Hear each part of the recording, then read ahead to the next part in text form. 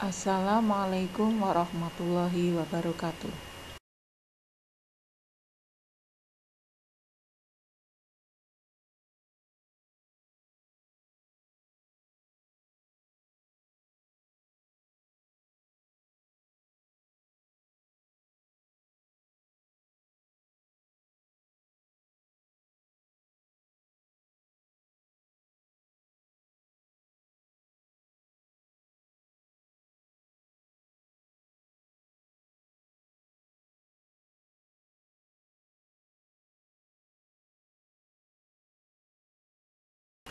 Inilah 6 tujuan pembelajaran pada hari ini.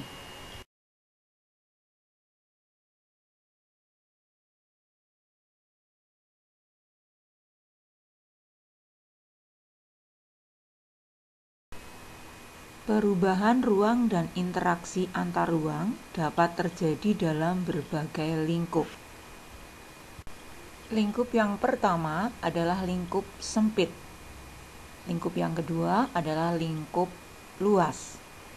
Lingkup sempit terjadi antara desa dengan kota, sedangkan lingkup luas terjadi antara negara dengan benua.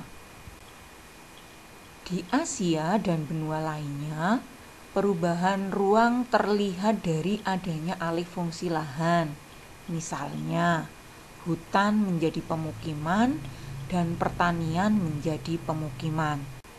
Sedangkan di Eropa, perubahan telah berlangsung lama dengan adanya revolusi industri, di mana revolusi industri ini berdampak banyak terbentuknya kota-kota sehingga mendorong penduduk dari desa banyak bermukim atau memilih tinggal di kota.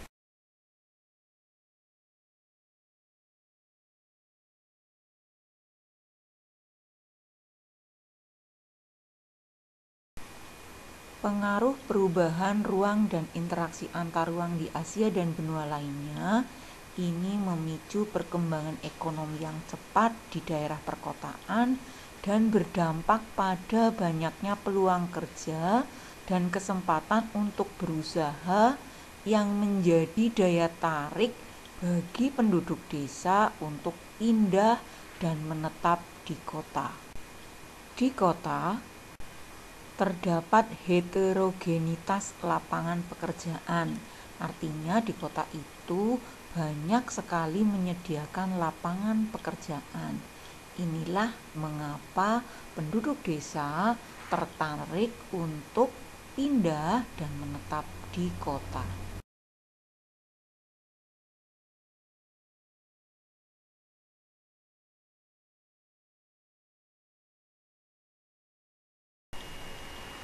Faktor-faktor pendorong penduduk desa melakukan migrasi atau perpindahan dari desa ke kota, khususnya yang ada di benua Asia, atau kita lebih mengenalnya dengan istilah urbanisasi. Faktor pendorong urbanisasi yang pertama adalah alasan ekonomi, yaitu terbatasnya lapangan kerja di desa. Sedangkan faktor lainnya yaitu adanya bencana alam atau terjadinya konflik. Hal-hal tersebut yang menjadi faktor pendorong terjadinya urbanisasi, yaitu perpindahan penduduk desa ke kota-kota.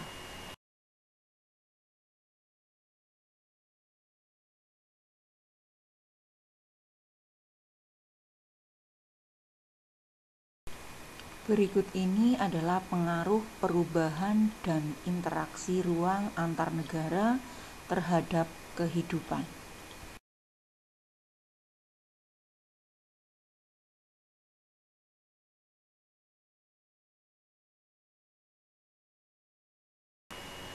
Pengaruh perubahan dan interaksi ruang antar negara terhadap kehidupan bidang ekonomi.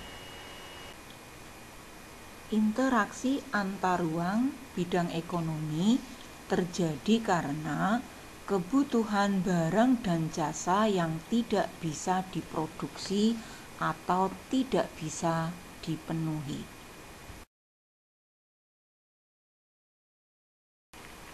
Bagi negara pemasok atau negara penyedia akan memperoleh keuntungan ekonomi. Yang pertama, banyak tenaga kerja yang terlibat atau dibutuhkan.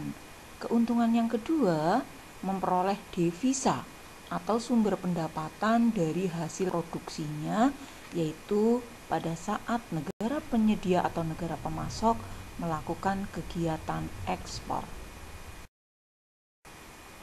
Sedangkan untuk negara yang dipasok, itu akan memperoleh keuntungan berupa terpenuhinya kebutuhan akan barang dan jasa.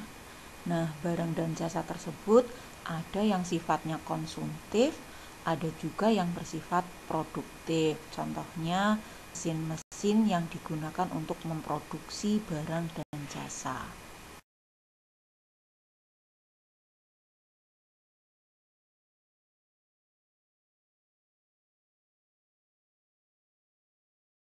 Yang kedua adalah bidang sosial.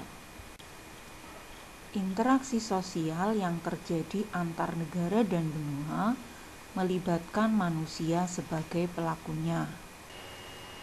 Interaksi sosial antar manusia yang memiliki kehidupan sosial yang berbeda terjadi dengan cara saling bertemu, baik secara langsung ataupun melalui media komunikasi. Sehingga kehidupan sosial akan berubah dengan adanya interaksi tersebut. Contohnya yaitu adanya wisatawan dari negara lain yang datang ke Indonesia.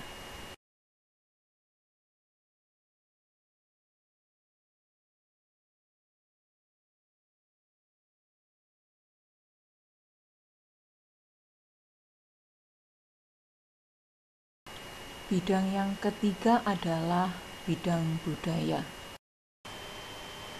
Interaksi antar ruang tidak hanya terjadi melalui tatap muka saja, akan tetapi bisa juga melalui media komunikasi dan transportasi. Peristiwa budaya yang terjadi di dalam masyarakat dengan mudah dapat disaksikan oleh masyarakat di daerah atau negara lain, dan kemudian akan mempengaruhi budaya masyarakat yang melihatnya. Contohnya yaitu bisa kita lihat dari gaya pakaian atau gaya rambut para artis yang ditiru oleh anak-anak muda sekarang ini.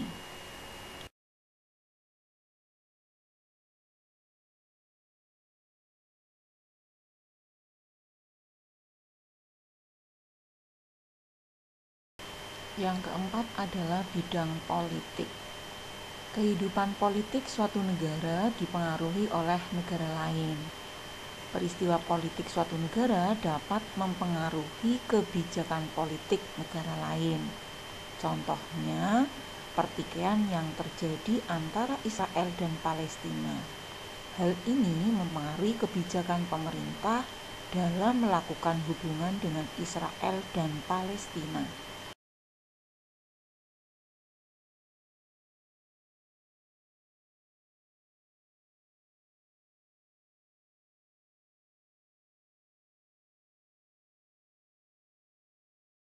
Yang terakhir adalah bidang pendidikan.